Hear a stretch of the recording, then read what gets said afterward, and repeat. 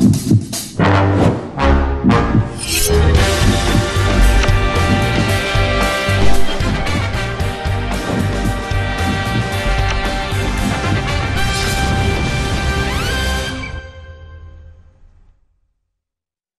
방송에서 제공하는 투자 정보는 투자 판단에 대한 조언입니다. 방송에서 제공하는 주식의 가치, 가격 상승 및 가격 하락에 대해서는 방송사에서 보장하지 않습니다.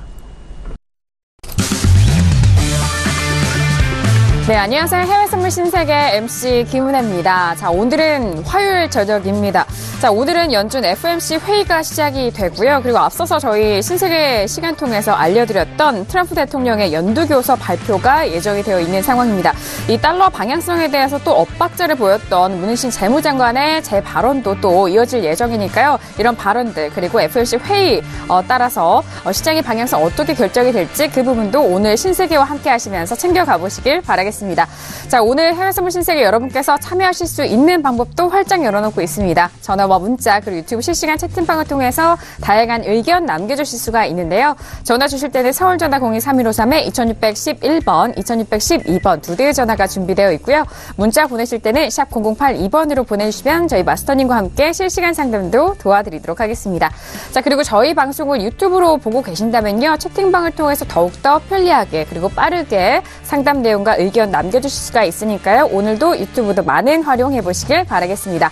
아울러 저희 신세계 일부에서 제공된 정보는요. 투자 판단에 대한 조언입니다. 해당 상품의 가치와 수익률을 보장하지 않는다는 점 유의해 주시길 바라겠고요. 또한 저희 프로그램은 자본시장 통합법을 준수하고 있습니다. 1:1 투자 상담과 유사수신행위, 무인가 영업행위, 불법 대여계좌 홍보 및 가입 권유 등 이런 모든 불법 사항에 대해서 엄중하게 금지하고 있다는 점 또한 다시 한번 유의해 주시길 바라겠습니다. 자, 오늘 화요일 저녁인데요. 화요일 저녁 함께해 주실 출연진분들 소개하도록 하겠습니다. 먼저 최근에 이분 정말 바쁘신 것 같아요. 김장철 해설위원님 나오셨습니다. 어서 오세요. 네, 안녕하십니까. 지난번 출연 때 제가 그 드라기 총재 발언까지 보고 갔는데 제가 그런 얘기를 해드렸죠. 유로화 차별화를 얘기했다. 그러면서 분명히 유로화가 차별화되면서 급등하면 달러가 폭락할 것이고 트럼프 대통령이 한 발 물러설 거라고 얘기를 좀 드렸는데 아니나 다를까 3시간도 안 돼서 바로 말을 바꿨습니다. 말을 바꿨는데 이제 이런 부분들이 제가 얘기하는 그 미국 왕따 만들기 시작이 아닌가. 그래서 오늘은 그 뒤에 트럼프 대통령하고 문희신 장관이 어떻게 오늘 수습하는지 그걸 좀 보시면 좀 답이 나올 것 같은데요. 방향은 어차피 정해져 있는 것 같습니다. 근데 그 방향이 어떻게 잘 가느냐, 그리고 가면서 어떻게 잡음이 일어나느냐, 뭐 이런 걸 좀 유심히 잘 지켜보시면 좋을 것 같습니다. 알겠습니다. 맞습니다. 이 발언들이 좀 엇갈린 흐름을 보였었는데 오늘 어떤 추가적으로 코멘트가 나올지 그 부분도 함께 저희 신세계 통해서 만나보시길 바라겠습니다.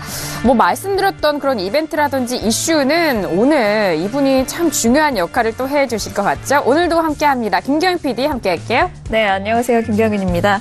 네, 이번 주도 굉장히 좀 중요한 이벤트 많다라고 말씀드렸는데요. 오늘부터 있을 FOMC 그리고 오늘 있을 트럼프 대통령의 연두교서 발표가 있을 예정입니다. 지금 조금 전에 미국 CNBC 쪽에서는 게리 콘 미국 백악관 국가경제위원회 위원장의 인터뷰를 들면서 트럼프가 아무래도 이번 연두교서에서 본인이 주장해오던 이 인프라 투자에 대한 어떤 이야기를 구체적으로 할 것으로 보인다라는 이야기를 했었는데요.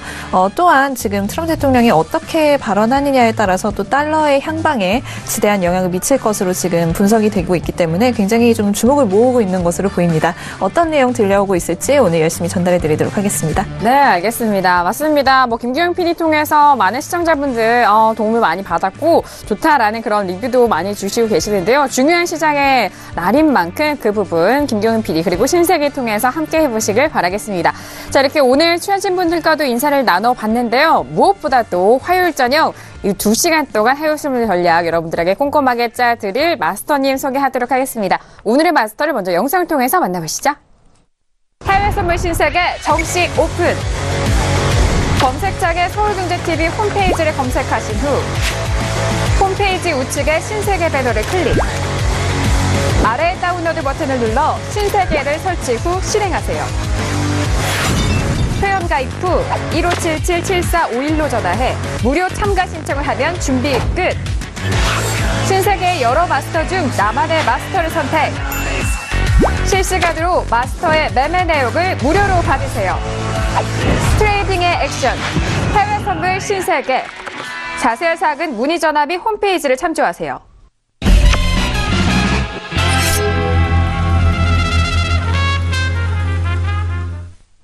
네, 오늘 함께할 마스터님 해외 선물계 다크호스입니다. 해왕 마스터님 나오셨습니다. 어서 오세요. 네, 반갑습니다. 인사 말씀 들어볼까요? 네, 안녕하세요. 해왕입니다. 자, 오늘부터 이제 오늘 내일 해갖고 FOMC 회의가 열리는데, 오늘 신세계를 통해서 FOMC 회의에서 과연 어떤 발언이 예상되고, 지금 어떻게 반응을 일으킬지에 대해서 같이 한번 얘기를 나누는 시간을 가지도록 하겠습니다. 감사합니다. 네, 알겠습니다. 오늘도 정말 이렇게 든든하게 저희 스튜디오에 나와주시고, 그리고 여러분들의 해외 선물 전략 2시간 동안 실시간으로 도와드린다고 하니까요. 해왕 마스터님도 오늘 많은 기대해 주시길 바라겠습니다. 자, 이렇게 오늘 함께할 출연진 분들 모두 소개를 해드렸고요. 현재 구간 시장 흐름 먼저 살펴보도록 하겠습니다. 시세 한번 살펴보시죠. 자, 일단 S&P 500부터 보도록 하겠습니다. 일단 어제장에 이어서 현재 구간도 빠지고 있는 상황입니다. 꽤 큰 폭의 하락세를 이어가고 있는 상황인데요. S&P 500은 2,833.50포인트로 0.68%의 하락세 보이고 있습니다. 자, 그리고 나스닥도 함께 보시죠. 나스닥은 더욱더 하락폭이 큰 상황인데요. 7,000선이 이탈된 이후에 6,939.75포인트까지 떨어지고 있는 상황입니다. 0.79%가 빠진 가격대고요. 그리고 유로FX도 함께 보시죠. 어제장에 유로FX도 역시나 떨어지는 가격대였는데 현재 구간에는 다시 반등을 하고 있는 상황입니다. 0.56%의 상승으로 1.24885달러 선 거래가 되고 있는 상황이고요. 자, 그리고 골드도 보시죠. 골드 역시나 다시 반등합니다. 1344.9달러, 45달러까지 올라가면서 0.48% 상승분 이어가고 있습니다. 자, 그리고 크루드오일도 함께 보시죠. 크루드오일은 일단 66달러 이탈된 이후 65달러까지 깨지면서 현재 구간 64.97달러 선 거래가 되고 있습니다. 0.84%의 하락세고요. 오늘의 저가는 64.67달러로 중후반대 가격대까지 밀렸다라는 점 현재 시세 살펴드렸습니다. 자, 이어서 CME 상장된 비트코인 선물 시세도 확인해 보도록 하겠습니다. 일단 어제장에는 11,000달러가 지지가 됐었는데 다시 11,000달러가 이탈이 되면서 만선에서 움직이고 있는 상황입니다. 1,480달러 선 거래가 되고 있는 비트코인 선물 시세도 살펴드렸습니다.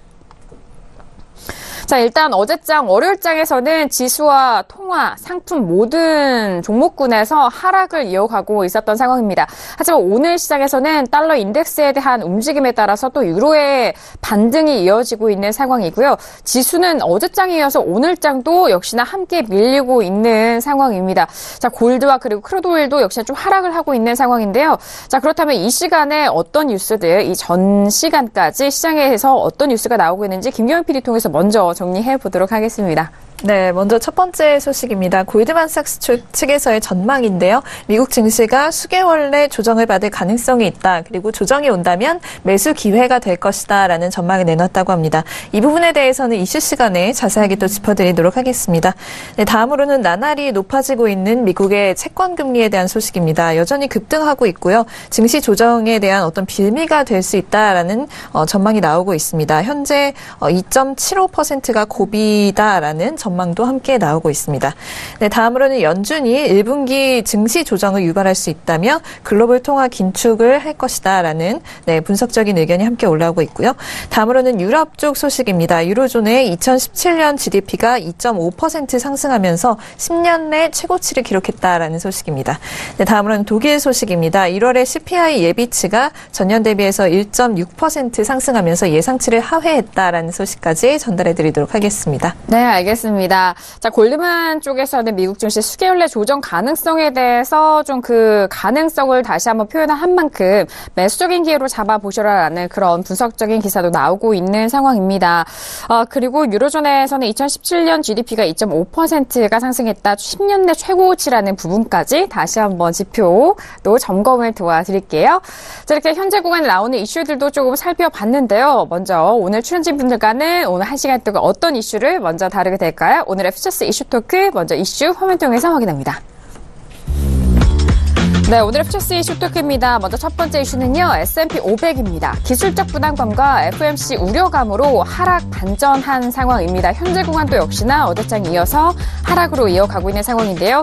2,800선의 지지가 되고 있는 상황입니다. 2,833.50포인트 선 거래되고 있습니다. 자, 두 번째 이슈는요, 유로 FX입니다. FOMC와 트럼프 연설을 앞둔 경기감 속에서 횡보를 하고 있는 상황이었습니다. 하지만 현재 구간에서는 어제장의 그 하락을 다시 딛고 그대로 반등을 하고 있는 상황이죠. 1.24890달러 선 거래되고 있습니다. 자, 그리고 세 번째 이슈는 내일 원유 재고 발표를 앞둔 크루드 오일입니다. 기술적 전고점에 대해서 돌파를 실패한 상황입니다. 현재 구간에서는 65달러 다시 소폭의 회복이 되면서 65달러 초반과 64달러 후반대까지 좀 공방을 벌이고 있는 상황인데요. 이 또한 이후에 전략 짜드리도록 하겠습니다. 자, 마지막 이슈는 골드 4월물입니다. 이제 2월물에서 4월물로 대표 월물이 바뀔 상황인데요. 미국 달러 인덱스 지지에도 골드는 횡보하고 있는 국면입니다. 현재 구간 1349.6달러 선 거래되고 있습니다. 네, 어제장에 저희가 말씀을 드렸던 것처럼 골드에 대해서는 이제 2월물이 좀 만기가 도래했고요. 그리고 이제 4월물로 대표 월물이 좀 바뀌었다라는 점, 월물 교체에 대한 부분도 다시 한번 꼼꼼하게 체크를 해보시길 바라겠습니다. 자, 이렇게 오늘도 4가지 이슈 점검을 중점적으로 도와드릴 텐데요. 먼저 첫 번째 이슈부터 점검 도와드립니다. 자, 앞서서 말씀드렸듯이 S&P 500 지수입니다. 어제장에도 좀 밀리는 상황이었고 연이어서 오늘장도 현재 구간도 밀리고 있는 상황입니다. 인데요. 자, 앞서서 골드만삭스 쪽에서는 이제 좀 조정에 대한 가능성을 염두를 해두고 매수 기회로 좀 삼는 것도 좋다라는 그런 전방적인 분석도 내놓고 있는 상황입니다. 먼저 S&P에 대해서 업앤다운 확인한 이후에 다시 한번 의견 나눠보도록 하겠습니다. 들어볼게요. S&P 500입니다. 하나, 둘, 셋. 네, 역시나 오늘도 다운의 의견이 조금 우세한데, 일단 마스터님은 관망이시고요. 저와 해설위원님, 그리고 김경인 PD까지 다운의 의견이 확인이 됐습니다. 계속적으로 지수 고점 높여갔을 때는 업이 정말 우세했는데 이제 정말 좀 분위기가 전환이 된 걸까요? 김경인 PD 먼저 들어볼게요. 네, 우선 오늘 다우 지수 선물 같은 경우에 200포인트 넘게 좀 하락을 하면서 좀 하락폭을 넓혀가는 모습입니다. 매도세가 지금 이틀째 계속 이어지고 있다라고 외신에서 이야기하고 있고요. 역시나 이에 대한 이유로는 국채 수익률이 지금 나날이 치솟고 있는 현상, 그리고 애플의 주가 하락으로 인해서 이 지수 하락이 좀 견인되는 면이 있다라고 보고 있습니다.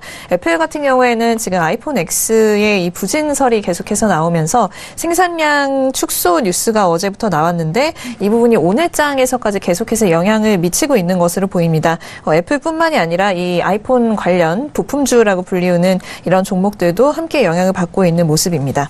오늘도 역시나 하지만 실적 시즌 계속해서 이어지고 있기 때문에 뭐 반전의 기회로 삼을 수 있을지 좀 지켜봐야 하겠는데요. 오늘 좀 테크 거인이라고 할 수 있는 기업들이죠. 마이크로소프트, 페이스북, 뭐 알리바바, 애플, 그리고 알파벳, 아마존이 실적을 발표할 예정입니다. 좀 주의해서 봐야 할 점은 나머지 기업들은 이제 4분기 실적 발표인데 애플 같은 경우에는 작년 10월부터가 1분기가 이제 시작되는 좀 분기가 다릅니다. 그렇기 때문에 애플 실적 같은 경우는 4분기가 아닌 1분기 실적이라는 점도 알아두시면 좋을 것 같습니다. 그리고 이외에도 많이들 아시는 기업이죠. 맥도날드, 엑선모빌, 도이체방크, 보잉과 같은 기업들도 실적을 발표할 예정이라는 것도 짚고 넘어가도록 하겠습니다. 그리고 앞서 말씀드렸던 이 골드만삭스의 조정 가능성에 대한 기사 지금부터 알려드리도록 하겠는데요. 물론 지금 당장 조정이 온다 뭐 이렇게는 이야기하지 않았습니다. 하지만 몇 달 안에 좀 조정이 크게 찾아올 것이다. 그렇기 때문에 좀 대비를 하자 이런 조언을 하고 있는 것으로 보이는데요. 골드만삭스의 이 증시 스트래터지스트가 이런 이제 레코딩 노트를 작성을 했다고 합니다. 어떤 게 트리거가 될지는 모르겠지만 몇 달 안에 이 증시에 어떤 종류의 조정이 올 가능성이 높다라고 이야기를 하면서 하지만 하락장이라기보다는 그보다는 이제 조금 하락폭이 적은 조정장이 올 것이다라는 점을 또 확실히 했다고 하는데요. 현재 지금 S&P 500 굉장히 좀 잘 달리고 있는 모습이었습니다. 1929년 이후 5% 이상의 조정을 겪지 않고서 가장 긴 랠리를 펼쳐오고 있다라고 지금 통계적으로도 이야기가 되고 있는데요. 또 하락장이 찾아올 리스크는 낮지만 향후 몇 달간 시장 재평가가 이루어진다고 해도 놀라지 않을 것이다. 이렇게 얘기를 했다고 합니다. 그러니까 조정이 찾아온다고 해도 좀 자연스러운 현상이다라고 보고 있다는 것이죠. 그러면서 불마켓에서 10% 혹은 그 이상의 하락은 좀 일반적이지 않다라는 이야기를 했거든요. 불마켓에서의 이 평균적인 조정은 4개월에 걸쳐서 한 13% 정도 조정을 받는 것이다 라면서 회복에도 한 4개월 정도밖에 걸리지 않는다라면서 큰 폭의 조정은 나오지 않을 것이다 라고 보고 있는 것 같습니다. 우선 S&P 500과 다우존스가 이번 달에 좀 굉장히 급등을 하는 동안 이 빅스 지수 역시 좀 상승을 했다라는 점이 주목할 만한 점인데요. 지금 월요일 같은 경우에 13.22를 기록하면서 또 고점을 갱신했다라는 소식이 들려왔습니다. 증시에 대한 이런 자신감 급증, 법인세 감세와 트럼프의 어떤 보호주의 확대로 인해서 올해의 현상이 좀 흔들릴 수도 있다라고 골드만삭스 측에서는 보고 있습니다. 그리고 시장이 랠리를 이어가는 상황에서의 어떤 변동성이 확대되는 것은 리스크 증가에 대한 반증이라고 할 수 있다. 이런 이야기도 했는데요. 투자자들은 이런 낙관 심리로 인해서 가격이 좀 지나치게 비싸질 때를 조심해야 한다. 이렇게 조언을 했다고 합니다. 그러니까 이럴 때일수록 좀 작은 어떤 실망 포인트에도 가격이 굉장히 취약하게 좀 반응을 할 수 있다라는 것이죠. 그래서 골드만삭스 측에서는 또 하락장, 그러니까 20% 이상 증시가 하락하는 그런 하락장이 올 위험은 낮지만 거시적 전망이 매우 강하지만 좋은 뉴스가 나오고 밸류에이션이 높을 때 사는 것보다는 뉴스와 분위기가 좀 좋지 못하고 밸류에이션이 낮을 때 사는 게 일반적으로 좋다는 사실을 기억할 필요가 있다라면서 조정을 받는다면 저점 매수의 기회이다라고 생각하라라는 어떤 이런 말로 좀 정리를 할 수 있을 것으로 보입니다. 네, 알겠습니다. 앞서서도 골드만삭스에 대한 분석 내용을 전달을 해드렸는데요. 일단 몇 달 안에 조금의 시간을 두고 그 안에서 이 고점을 높여왔던 지수에 대해서는 조정이 예상이 된다라는 부분입니다.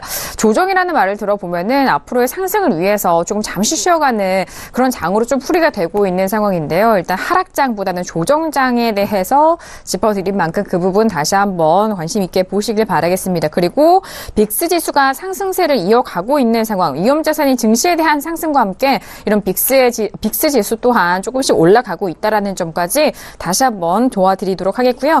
역시나 4분기 실적 시즌인 만큼 오늘은 또 IT 기업들 좀 중점적으로 실적 발표가 있다라는 점 나스닥 지수와 연관돼서 함께 바라보시길 바라겠습니다. 자, 이어서 같은 다운의 의견이십니다. 해설위원님도 오늘은 다운이죠? 네. 원래 계속 다운이었고요. 네네. 지난주 이제 살짝 오른다고는 봤는데, 제가 이제 얘기 드렸던 부분, 그러니까 신세계를 한 몇 달 동안 계속 지금 쭉 저 나올 때 보신 분들은 제가 계속 미국 채권 얘기를 계속 드렸잖아요, 분명히. 미국 채권 가격이 계속 폭락하고 있고, 이게 분명히 미국 채권 자산을 가지고 있는 쪽에서는 분명히 부담스럽다. 그리고 지난주에 얘기 드렸던 건 뭐였냐면, 유럽 쪽에서, 유럽계에서 지금 유럽계 채권을 가져가기 위해서 아시아계 자금이 그쪽으로 이동하고 있다. 거기에 대해서 이제 저희가 이제 이렇게 판단하면 될 것 같습니다. 문우신 재무장관이 약달러 지지 발언을 했죠. 거기서 드라기 총재가 두 가지 선택권이 있었다고 제가 얘기를 드렸었습니다. 첫 번째 선택은 뭐였냐면 그대로 우리도 그냥 약 유로로 가서 양적 완화 계속 쭉 가고 같이 환율 전쟁에서 경쟁하자. 근데 이 포인트는 뭐냐면 이 포인트는 결국 트럼프가 원하는 보호무역으로 가자는 주의이기 때문에 드라기 총재가 전 큰 결단을 하지 않았나. 제가 사실 드라기 총재 내내 마음에 안 들다가 이런 부분 참 좋아요. 이런 부분 참 좋은데 이렇게 되면서 바로 이제 추세적으로 확 나와버렸죠. 유로가 강하게 나오고 그 다음에 달러는 밀렸는데 이제 그런 부분에 대해서 이제 트럼프가 부랴부랴 그러니까 트럼프가 원하는 달러 약세의 마지노선이 있습니다. 그 마지노선이 무너진 거거든요. 무너지면서 이제 부랴부랴 다시 주워 담았는데 결국은 문우신 재무장관하고 트럼프하고 결국 의견이 엇갈렸다는 얘기는 이미 미국은 패를 까발린 거나 다름없거든요. 그러니까 약달러를 사실 지지한다라는 얘기하고 똑같은 얘기거든요. 그러니까 트럼프가 뒤에서 그냥 수습하는 것 뿐이지 사실 약달러를 지지한다는 얘기를 꺼내는 순간 이미 미국 채권 가격은 끝났다라고 보시면 될 것 같습니다. 그래서 지금 미국 채권 가격이 무너지고 있는 거고요. 미국 채권 가격이 무너지니까 당연히 금리는 올라가고 있고요. 금리는 올라가고 있기 때문에 이게 증시 조정이 빌미가 되고 있다라고 얘기 드리는데 사실 이 증시 조정이 좀 셀 거냐라는 의미는 사실 증시 조정 제가 지난주부터 얘기한 거는 이런 부분들이 증시에도 영향을 미친다고 계속 얘기를 드렸었던 부분인데 실제로 지금 벌어진 현상이잖아요. 실제로 벌어졌는데 이 부분은 이제 어떻게 영향을 미칠 거냐면 세게는 밀리지는 못할 것 같아요. 왜냐하면 지금 실적이 좋아도 너무 좋아요. 네, 지금 센티멘탈이 어디에 초점이 맞춰 있냐면 드라기 총재가 발언 한마디 한 뒤로 완전히 다 바뀌어버렸어요. 이제 시장이. 그래가지고 그 부분이 어떤 부분이 중요하냐면 이쪽에 이제 센티멘탈이 다 채권 쪽으로 센티멘탈이 가 있기 때문에 실적이 아무리 좋아도 이쪽에 쉽게 매수가 못 붙는 거거든요. 그러니까 그런 부분을 좀 감안해 본다면 당분간은 좀 조정이 올 가능성이 있지만 사실상 이게 추가적인 조정이 올 수는 없어요. 왜냐하면 트럼프 대통령이 이렇게 달러 약세를 자꾸 얘기하는 이유는 뭐냐면, 자꾸 정책적으로 쓰는 이유는 뭐냐면, 제가 다시 눈에 얘기 드리면 11월 중간 선거를 무조건 이겨야 됩니다. 무조건 이겨야 되려면 주가를 띄워야 되고요. 경제 성장을 좋게 만들어야 되고, 표면적으로 경제가 박살이 나더라도, 그러니까 제가 미국을 우려하는 이유는 이 포인트인 겁니다. 그러니까 미국은 지금 3, 4년 뒤에 박살나기 위해서 지금 가고 있어요, 지금 계속.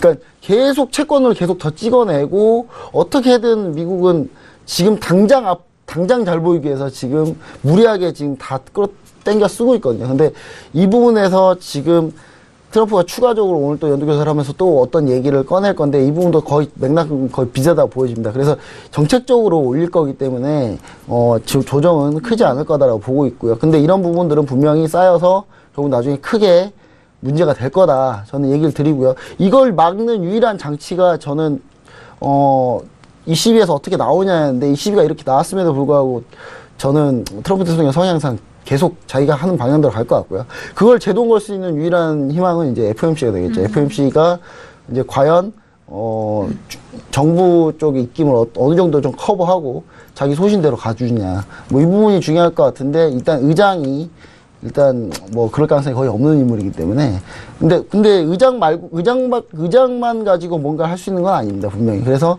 위원들 자체도 상당히 매파적인 위원들이 추가로 들어올 거기 때문에 제가 봤을 때는 그 부분이 지금 미국이 지금 당장 파티를 위해서 이후에 정말 전 세계 경제를 다 무너뜨리려고 하는 이런 부분을 좀 최대한 FOMC에서 막아주는 게 좀 좋지 않나. 그래서 장기적 관점에서는 밀리더라도 많이 밀리지 않는다는 얘기를 좀 드리고 싶고요. 추가적으로 기업 실적이 좋기 때문에 당장 눈에 보이는 걸로 다시 또 턴할 가능성이 있습니다. 근데 턴하지만 좀 더 멀리 보자면 결국 이 버블이 계속 쌓이면은 나중에 심각한 문제가 올 거다라는 얘기는 계속 제가 다시 한번 드리고 싶습니다. 네, 알겠습니다.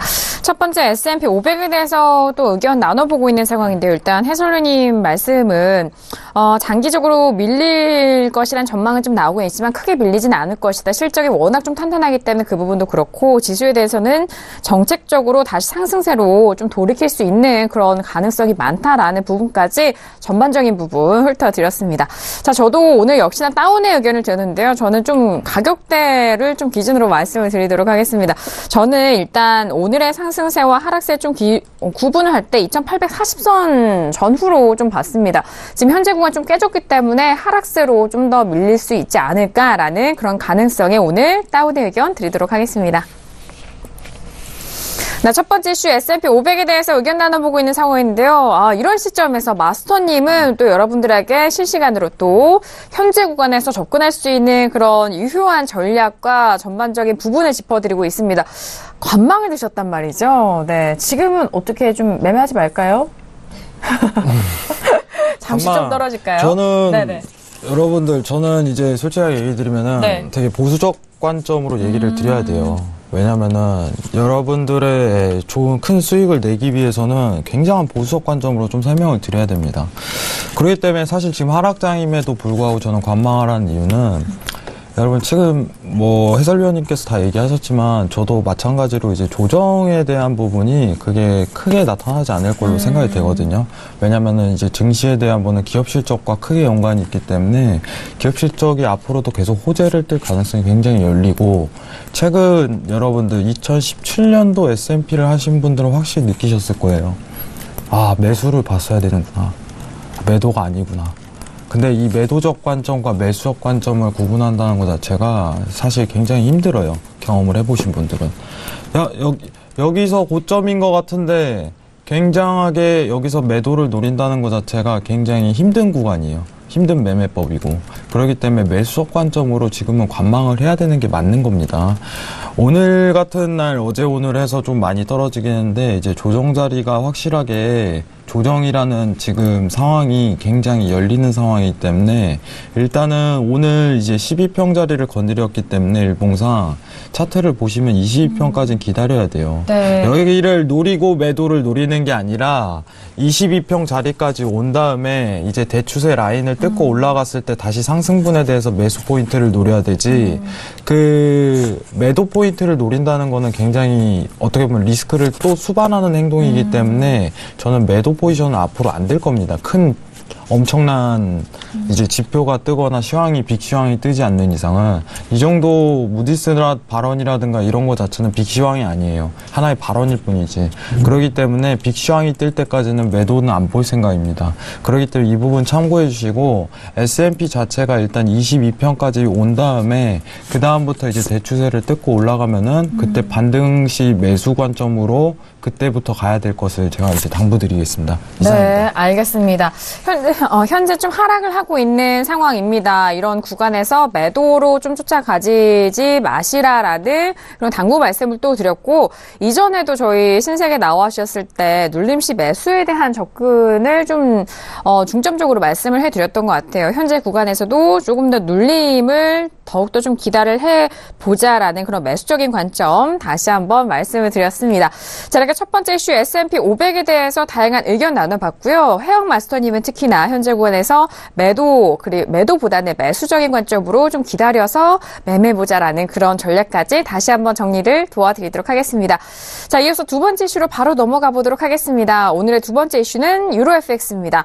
자, 유로FX 횡보장이라고 할 수도 있는 상황인데요. 어제 하락폭 그대로 또 반등을 하고 있는 상황입니다. 자, 현재 가격대 다시 한번 살펴드리자면요.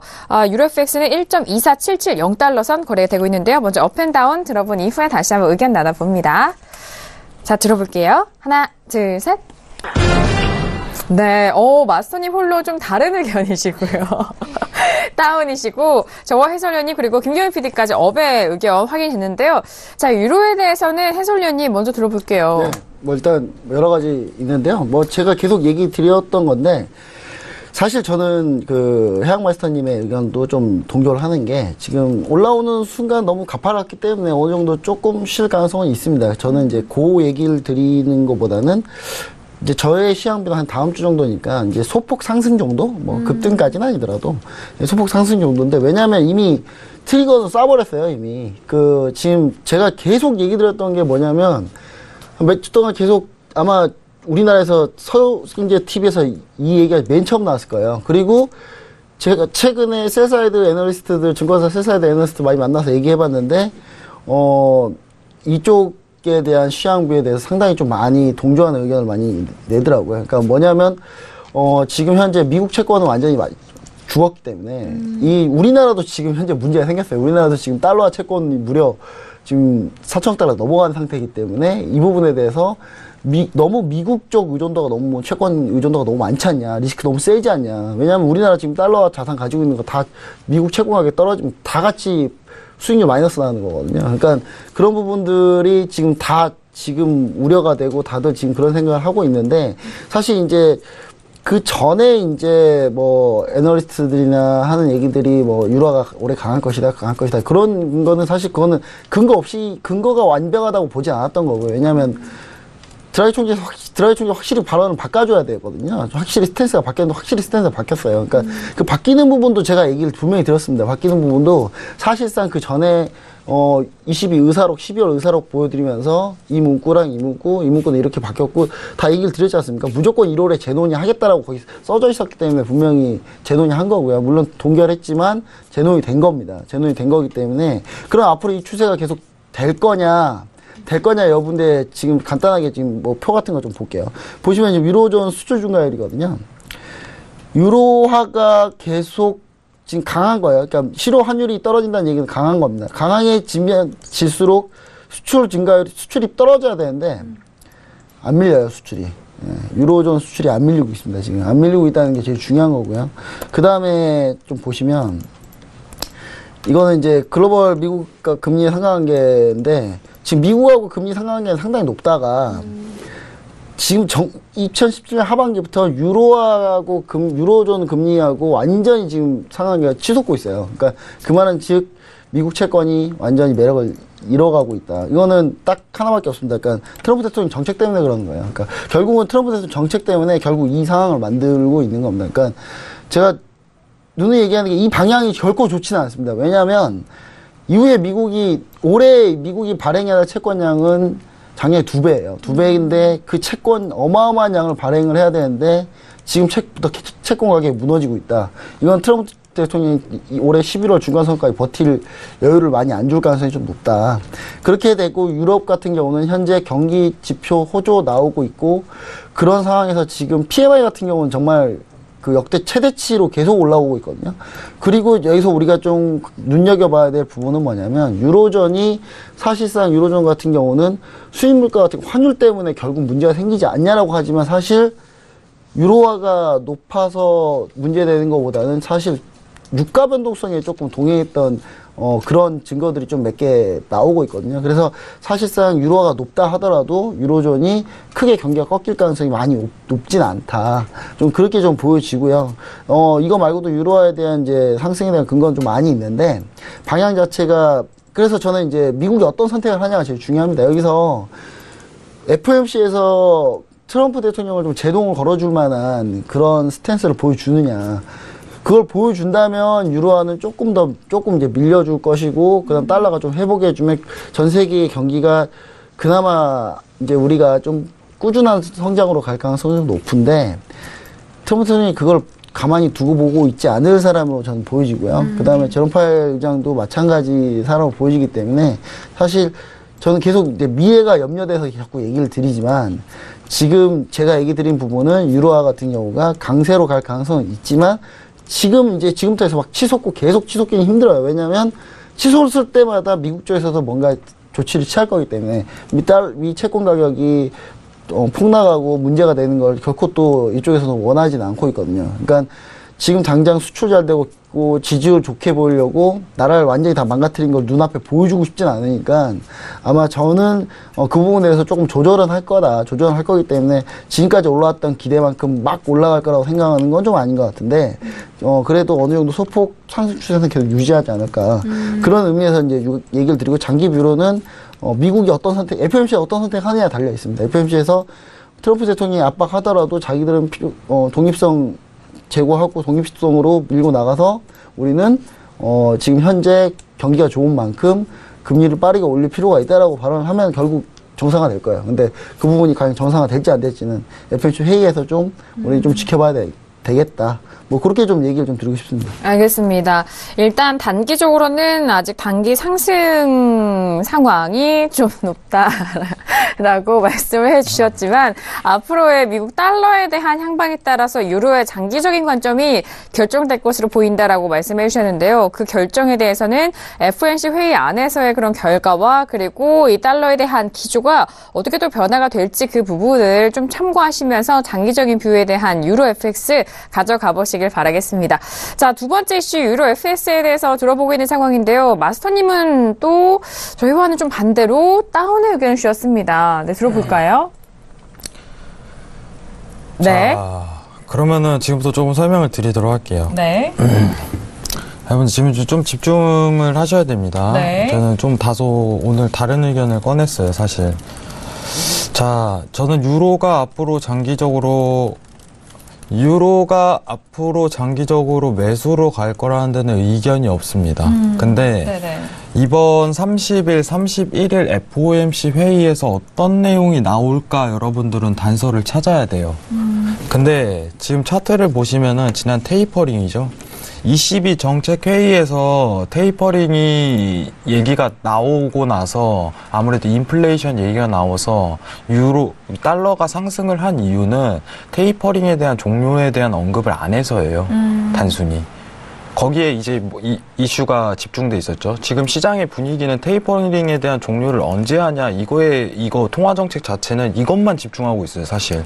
그렇기 때문에 테이퍼링 종료를 시사를 했다면은 달러 자체가 여기서 더 추가적으로 와르르 무너졌어야 되는데, 다시 여기서 흔드는 구간이 온 거는 테이퍼링에 대한 종료를 언급 안 하고 향후 인플레이션 자체가 조금 더 낮아질 수 있다, 이런 발언까지 꺼낸 상황입니다.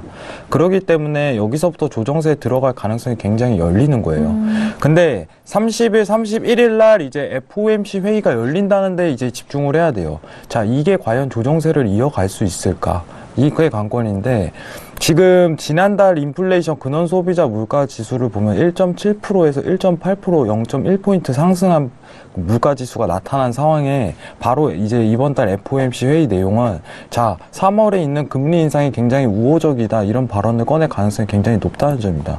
그렇기 때문에 근원 소비자 물가 지수에서 여러분들은 힌트를 찾고 이번 FOMC에서 나올 내용 자체를 찾아야 돼요. 그렇기 때문에 저는 FOMC가 결과가 도출된 뒤에 조정세가 나타날 가능성이 굉장히 크게 엿보고 있기 때문에 매수 포인트를 진 겁니다. 그러면은 차트를 좀 집중해 보면은 여러분들이 이제 이건 달러 차트입니다. 왜냐면 유로는 어차피 반대이기 때문에 달러 차트를 보시면은 달러가 지금 89. 오늘 고가죠. 예, 89. 잠시만요.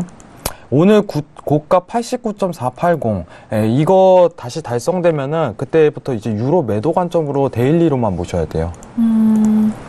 이해하시겠나요? 네. 이거 포인트 좀 써주세요. 89.480. 네. 달러 포인트입니다. 네. 죄송합니다. 잠시만요. 그렇기 때문에 저는 지금 이 지수에 도달될 때까지는 사실 관망이고, 이 지수에 다시 도달될 시 그때부터 조정 장세가 열리기 시작하는 거예요. 왜냐, 이번 FOMC에서 금리 인상에 대해서 굉장히 우호적으로 발언할 가능성이 굉장히 높기 때문이에요. 3월에 금리 인상하는 거에 대해서 어차피 2월부터죠. FOMC 의장 자체가 바뀌고 전체 멤버 자체가 이제 매파 성향으로 전부 다 바뀌기 때문에 3월에 금리 인상이 굉장히 높게 형성될 가능성이 굉장히 크게 열립니다.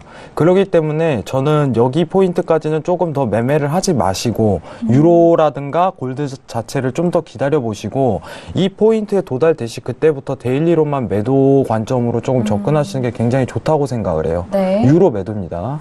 그리고 이제 조정 장세가 열릴 걸 기대하고 매매 포인트에서 대추세를 찾아야 되는데, 다시 한번 설명드리지만은 미국 금리 인상 시에는 항상 유로 매수입니다. 올 한 해도 변함이 없을 거예요. 포인트 잊지 마시고요. 장기적인 포인트는 매수가 맞으나 이번 1월 말부터 기반을 해갖고 조정상세가 열릴 가능성을 굉장히 크게 엿보기 때문에 저는 매수 관점을 쥐고 있는 거고, 그 매수 관점의 본격적인 시작은 달러 차트의 오늘 고가죠. 여기 보시면은 이제 추세 라인이 제대로 맞고 내려왔는데, 오늘 고가 자리 89.480 이 자리에 다시 도달되시 그때부터 매도 관점으로 접근을 해야 된다는 겁니다. 이상입니다. 네, 알겠습니다. 맞아요. 저희 신세계 통해서 해영 마스터님의 의견을 좀 참고를 하셨던 분들이라면 오늘 유로 다운을 들어주신 게 좀 의아해 하실 수도 있을 것 같아요. 왜냐하면 연초부터 일단 길게 유로에 대해서 상방에 대한 의견 계속적으로 좀 피력을 해주셨기 때문이 아닐까 싶은데요. 일단 단 오늘의 매도는 단기적인 관점이라는 점 다시 한번 짚어드리도록 하겠고요. 조건이 있습니다.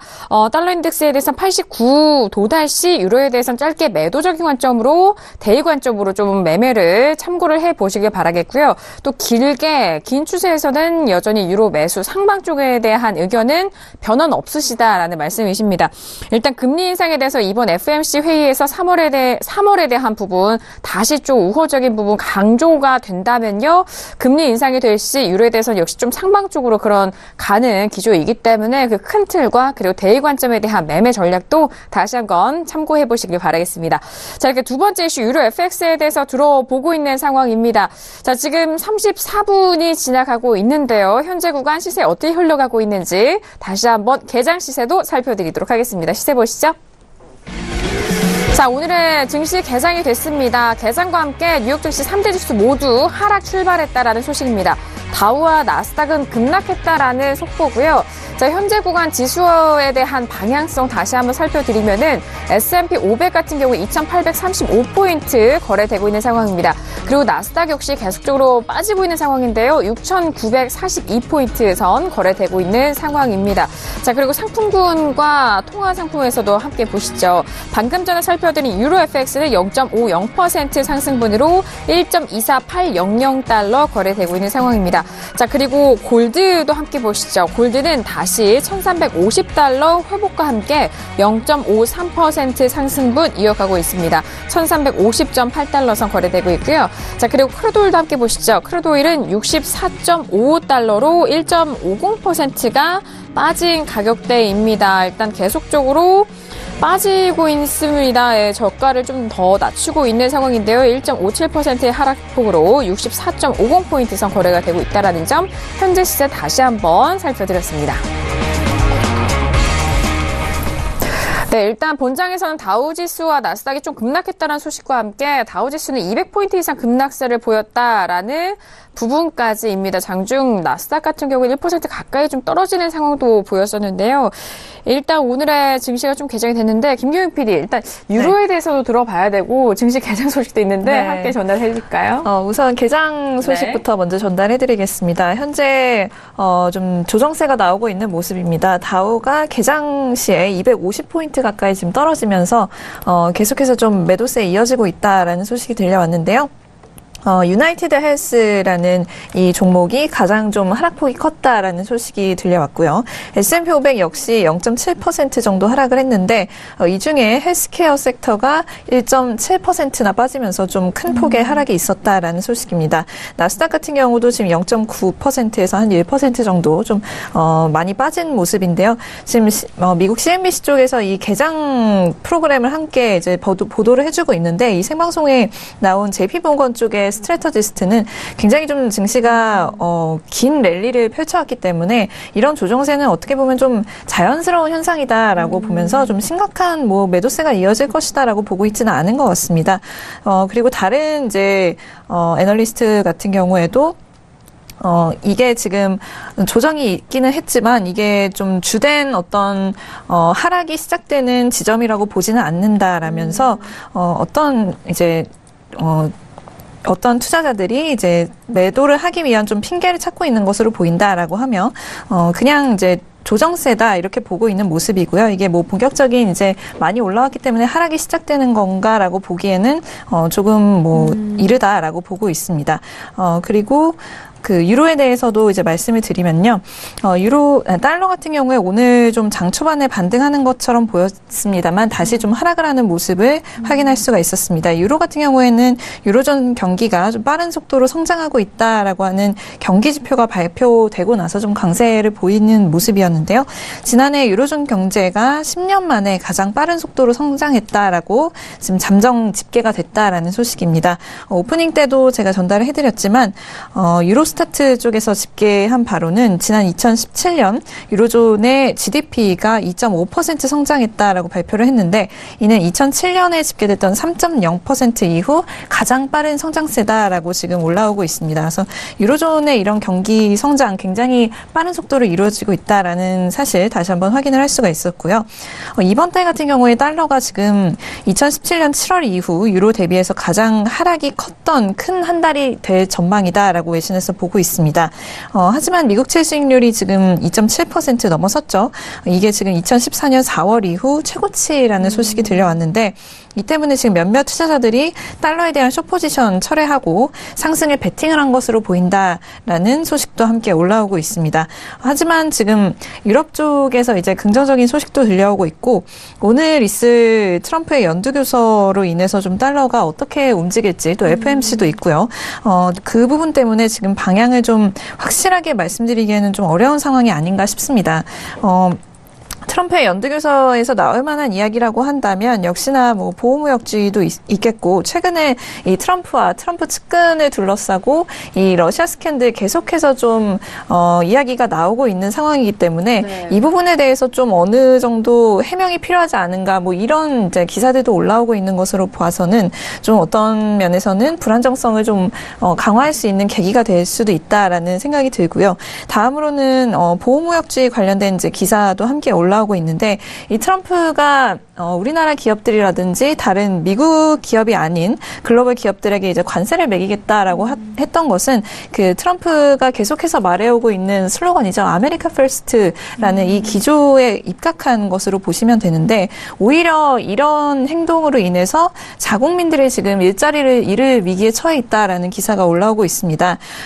이 테네시주에 위치한 테네시 시티라는 이 도시는 LG전자가 지금 세탁기 공장을 세운 이런 도시인 걸로 알려지고 있는데요.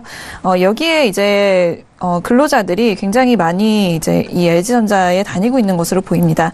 근데 아무래도 이제 이 관세가 부과가 되게 되면 이 세탁기의 가격이 올라가게 되겠고 그러면 이제 시장 점유율은 그만큼 떨어질 수밖에 없기 때문에 이 공장 근로자들이 일자리를 잃을 위기에 처해 있다라는 소식입니다. 그렇기 때문에 사실 이제 외국 기업이라고 하더라도 이렇게 로컬에서 공장을 운영하거나 하는 경우에는 이렇게 나옵니다. Foreign companies, local jobs라는 말처럼 외국 기업이지만 사실 그 일자리는 미국의 일자리가 되는 셈이죠. 그래서 트럼프 대통령이 이 보호무역주의로 인해서 오히려 좀 자충수를 두고 있는 것이 아닌가 하는 기사에서도 이렇게 이야기를 하고 있고요. 이 테네시 시티의 시장은 공화당원인 것으로 알려지고 있는데 이 시장 같은 경우에도 트럼프의 이런 원래 의도였던 bringing jobs back to America, 그러니까 미국으로 이 일자리를 다시 가져온다라는 의도와는 지금 좀 반대로 가고 있는 것 같다라며 좀 비판적인 기조를 지금 내보이는 것으로 지금 풀이가 되고 있습니다. 네, 알겠습니다. 자, 일단 개장을 하고 10분이 지나간 상황입니다. 오늘도 현재 본장과 선물 지수 상황도 하락을 하고 있는 상황인데요. 많은 부분들이 이제 추세가 꺾이는 것이 아닌가라는 그런 불안감도 있는 것 같습니다. 하지만 외신 쪽에 대한 의견, 분석 내용을 들어보면은 일단 조정에 대해서 다시 한번 좀 강조하고 있는 듯한 분석 내용이 이어지고 있고요. 뭐 하락의 출발로 좀 봐야 되는 거 아니냐라는 우려 섞인 목소리 좀 잠재우는 듯한 조정장에 대해서 다시 한번 좀 분석을 이어가고 있는 상황인 것 같습니다. 자, 그리고 유로에 대해서는 역시나 오늘 트럼프 연두교서에 대한 달러 방향성에 초점 맞추고 있는 가운데 유로에 대해서는 다시 한번 또 빠른 속도로 이 경기와 좀 맞붙어서 함께 좀 상승에 대한 의견까지 다시 한번 전달을 도와드렸습니다. 자, 일단 이렇게 두 번째 이슈였습니다. 유로 FX까지 저희가 이슈 점검을 도와드렸고요. 빠르게 세 번째 이슈로 넘어가 보도록 하겠습니다. 자, 세 번째 이슈는 바로 내일 원유 재고 발표를 앞두고 있는 크루드 오일입니다. 현재 구간 가격대 65달러까지 깨지면서 64달러 초반대까지 좀 빠르게 눌리고 있는 상황입니다. 앞서서 저희가 신세계 일부 오프닝할 때보다도 더욱더 좀 하락적으로 빠지고 있는 상황인데요. 거의 2% 가까운 하락폭 이어가고 있습니다. 먼저 업앤다운 들어본 이후에 다시 한번 의견 나눠봅니다. 네, 들어보도록 하겠습니다. 하나, 둘, 셋. 네, 만장일치로 다운의 의견이 확인이 됐습니다. 자, 일단 64.27달러 선 거래가 되고 있는데 그렇다면은 지금 좀 변동성이 빠르게 나오고 있기 때문에 마스터님 의견 먼저 들어볼게요. 네, 저부터 하는 게 나을 것 같아요. 네네. 자, 일단 오늘 더 빠질 거예요. 이거는 더 빠진다는 얘기를 드릴게요, 먼저. 지금 이제 CCI가 들어왔으니까 지금 더 빠질 건데, 네. 제 포인트는 좀 이따 이제 다른 분들 설명할 때 좀 찾고 다시 설명하는 식으로 할 텐데, 일단은 이유를 알아야 돼요. 네. 지금 여기서부터 이제 중요하게 봐야 될 게, 지금 이제 생산 증가 전망에 대한 하락세인데, 제가 항상 얘기하는데, 미 생산이 증가 만약에 되면은 엄청나게 빠질 거예요. 결과가 도출돼도 빠질 겁니다. 근데 지금 우려만으로도 이렇게 빠지는 지점인데 사실 오늘 제가 이제 매도 상황을 계속 지켜봤어요. 매도 상황을 일단은 제가 채팅방으로 잠깐 얘기를 드렸었는데 아까 전에 64.90 인근에서 매도를 노리라고 했어요. 근데 지금 잠깐 사이에 이제 한 60틱 정도가 빠졌는데 저기 포인트에서부터 매도를 하라고. 지금 자리에서는 이제 다시 어떻게 보면은 매수 추세로 단기적으로 상황이 올라와야 돼요. 올라와야 되고, 포인트는 일단은 설명을 드리는데 이거는 더 빠질 수 있을 가능성이 굉장히 큰 자리라는 것만 염두에 두시고, 지금 다른 분들 얘기 이제 일단 드리면은 지금 상황에서 앞으로 매도 대추세가 형성될 가능성이 커요. 이게 반대로 얘기하면 무슨 뜻이냐면은 골드 자체, 오일 자체가 여기가 이제 고가 자리를 형성할 가능성이 굉장히 열리는 구간입니다. 이 포인트에서 이제 시황이 흔들다가 다시 한번 이제 실제로 증산했다는 뉴스까지 나와버리면은 대추세로 이제 매도 관점으로 쭉 보셔야 돼요, 앞으로도. 지금 늦었다고 생각을 하시는 분들 계시는데, 지금 오늘 만약에 매매 포인트를 못 잡으신 분들은 증산했다는 뉴스 나온 뒤에 해도 매도 포인트 잡으셔도 늦지 않습니다, 절대로. 증산했다는 뉴스 나오고 나서 강하게 내려 꽂을 거예요. 왜냐면은 제가 항상 강조하던 거는 지금 최근 장세가 이제 오펙이라든가 감산하고 계속 이제 어떤 사태가 터졌죠. 리비아라든가 베네수엘라든가 해갖고 계속 공급량이 문제가 된 상태에서 오일 자체 가격을 떨어뜨릴 만한 사건은 제가 항상 얘기 드렸는데 미국밖에 없어요. 미국의 셰일유에 대한 증산했다는 그런 결과치밖에 앞으로 없기 때문에. 근데 지금 가능성이 어느 정도 도출되고 있는 상태에서도 매도세가 뒤집히는데, 결과만 나온다면은 앞으로 쭉 매도세로 조금 봐야 됩니다. 근데 어디까지 갈까요? 이거 자체가 굉장히 힘들어요. 어디까지 갈까요? 왜냐? 지금 올 한 해 오일은 균형점을 재형성하고 있어요. 올 한 해. 작년에는 이제 40달러에서 52달러, 53달러 이 안에서 해결됐는데, 지금 전체적으로 이제 박스 자체가 한 단계 업그레이드 된 상태에서 올 한 해가 박스장을 이룰 가능성이 굉장히 크거든요. 균형점을 새로 형성하는 시즌이기 때문에 처음 이제 여기서 이제 하락 추세 들어간다면은 저가 자리 잡는 데가 굉장히 중요한 자리가 될 거예요. 그 부분만 명심하시고, 오늘 좀 이따 이제 다른 분들 얘기하시고 제가 포인트를 하나 찝어드리도록 하겠습니다. 네, 알겠습니다. 추가적인 하락을 좀 예상을 하고 있고 64.90달러 선에 매도로 좀 접근하셨던 것 같은데, 일단 또 매도로 접근하셨다면 또 어디까지 또 매도로 보시나요라고 이렇게 좀 추가적인 질문이 나올 수 있는데, 그 부분에 대해서는 뭐 잠시 후에 다시 한번 또 말씀을 도와드리도록 하겠고요. 이어서 김경영 PD 의견 들어볼게요. 네, 지금 좀 오일이 위험 신호를 보이고 있다라는 외신에서 이렇게 이야기를 하고 있는데요. 역시나 상승세에 지금 계속해서 둔화되고 있는 모습입니다. 미국의 크루드 재고 지금 11주 만에 처음으로 증가한 것으로 보이면서 오늘 지금 하락을 이끌었다라고 외신에서 보고 있는데요. 이 원유 가격이 계속해서 좀 랠리를 이어감에 따라서 미국이 생산량을 늘릴 것이다라는 추측 계속해서 좀 이어지고 있는 상황입니다. 지금 나날이 커져가고 있는 상황이고요. 수요일 발표될 이 원유 재고를 앞두고 이 블룸버그 쪽에서 서베이를 시행을 했는데, 미국 쪽의 이 크루드 재고가 지난주 80만 배럴 정도 늘었을 것이다라고 예상을 하면서 이제 좀 이 하락 추세가 좀 끝나는 것이 아닌가, 그러니까 배럴 추세가 좀 끝나는 것이 아닌가 하는 추측이 올라오고 있습니다. 그리고 전문가의 의견도 함께 올라오고 있는데요. 가격대가 지금 현재 좀 조정을 받고 있다라면서, 하지만 이 조정이 얼마나 이어질지 좀 볼 필요가 있는데, 현재 지금 WTI 그리고 브렌트 간의 가격 스프레드가 좀 좁혀지고 있는 상황이라고 합니다. 이는 지금 WTI의 향후 가격대에 좀 부정적인 요인이라고 할 수가 있겠고요. 또한 주간 리그 카운트, 그러니까 리그 대수의 이 레포트가 올라왔는데, 미국 같은 경우에는 11대를 지금 추가했다. 그리고 캐나다는 13대를 추가했다라는 지금 레포트가 올라오고 있습니다. 그러면서 이제는 정말로 우려하던 대로 미국이 본격적으로 좀 새 오일을 생산을 좀 증대하는 것이 아닌가 하는 걱정도 함께 올라오고 있다는 점 체크하셔야겠습니다. 네, 알겠습니다. 일단 오일에 대해서 이런 우려 섞인 발언도 나오고 있는 상황입니다. 상승세가 둔화가 되고 있는 가운데 재고가 11주 만에 첫 증가가 전망이 되고 있는 이런 상황까지 좀 짚어드리고 있는데요. 자세한 전략과 상황에 대해서는 잠시 2부에서 다시 한번 더 짚어드리도록 하겠습니다. 자, 해설위원님의 의견도 역시나 2부에서 좀 추가적으로 저희가 더욱더 꼼꼼하게 도와드리고요. 골드 이슈도 남아 있습니다. 그리고 여전히 유튜브를 통해서 시청자 여러분께서 좀 고민 상담도 올려주고 계시고 문자로도 접수를 해주시고 계시는데요. 잠시 후 2부에서 해영 마스터님과 함께 여러분들의 상담 더욱더 본격적으로 더욱더 자세하게 함께 도와드릴 테니까요. 2부에서도 많은 참여 기다리고 있겠습니다.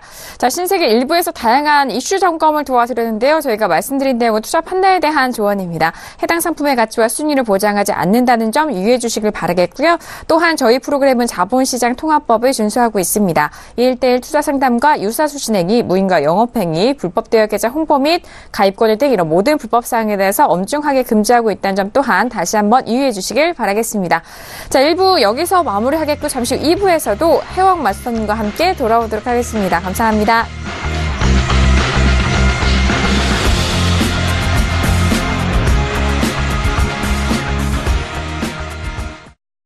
본 방송에서 제공하는 투자 정보는 투자 판단에 대한 조언입니다.